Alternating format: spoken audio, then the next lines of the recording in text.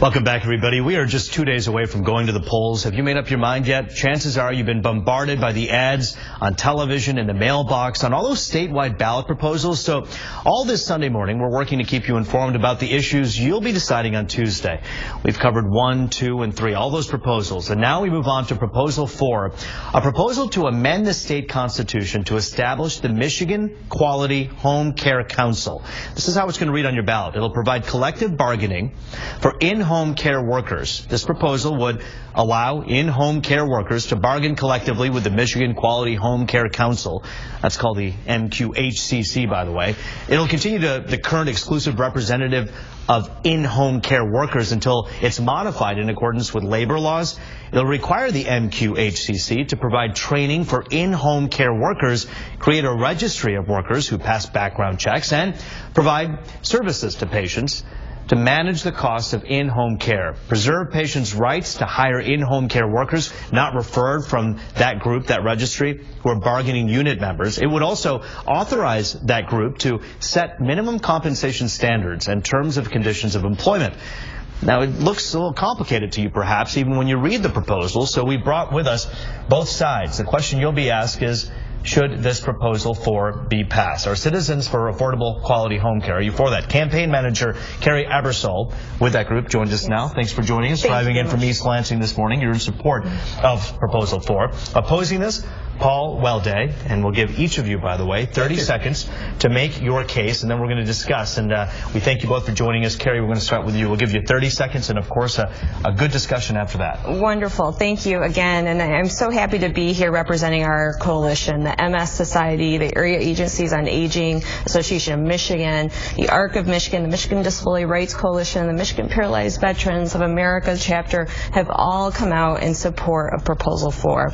And it's because of a few key factors, one of which is Proposal 4 establishes a registry, a council that oversees a registry of background check home care workers, and it matches them with home care recipients or consumers in their area. It allows folks the ability to direct their own care by allowing them to be matched with home care workers, again, a safe background checked person in their area. All of this, plus it provides savings, and it's been recognized by the Anderson Economic Group along with the AARP that home care is much less expensive. Saves money, good for the patient. That's what they say on that side of the coin. Kerry Ebersole will be getting to more of your point in a minute here. But Paul, on the other end of the coin here, we have people out there and opponents of this will say, wait a minute here, I take care of my grandmother, my parent, my aging parent, or even a child who has a disability, and now I have to join a union. That's exactly what this does. With all due respect, this Proposal 4 does nothing other than to force home health care workers, many of whom are moms and dads taking care of disabled and sick children, and forces them into the union, the Service Employees International Union. The SEIU, as they're known, put this on the ballot, and now they're simply going to be able to force workers into their union and take money off the top. You know, Medicaid dollars, which is the people who are affected here, are the workers of Medicaid patients. Medicaid is a shrinking pie, and what's happening here is that the union is going to take at least $6 million right off the top to fund their union activities. This is actually the most cynical of a bad bunch of ballot proposals, in my view. All right, Kerry Ebersole, I'm going to give the ball to you for a minute here and tell us why why you either disagree with that, or, I mean, first of all, do you agree that that would happen? Do you think that people would be forced to join a union if they're taking care of their relative? Firstly, there is no forced unionization under federal law. There is no forced unionization. I would say this segment of workers, home care workers, make approximately $8 an hour. And before the pilot program was established back in 2004, in many places in the state, they were making under minimum wage. And for our loved ones, our folks with persons with disabilities, this is just, we need a stabilized workforce.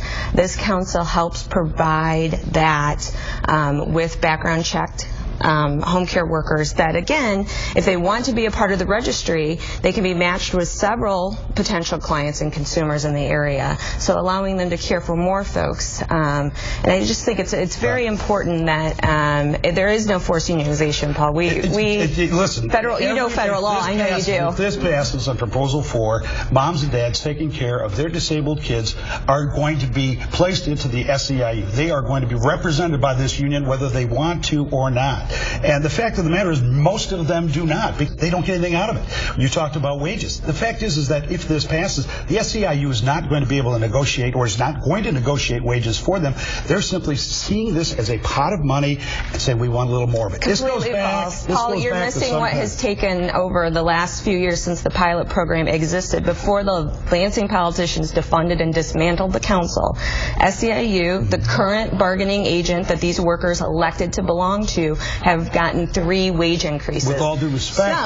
There are many family caregivers that want a place that if they're no longer able to care for their child or their parent, that there is an access point that they can be put in touch with. Turning to somebody who can help is what Kerry Ebersole says, that these people who do care for these should be taking care of themselves with pay parity here, and they should be paid good wages as well and taken care of. Kerry Ebersole, of course, Paul Welday, we can see this divisive point is an emotional one too, because we're talking about the care of your loved one at your home, or the person who cares for your loved one being taken care of as well, and having that fairness that they deserve. So both sides will be at it.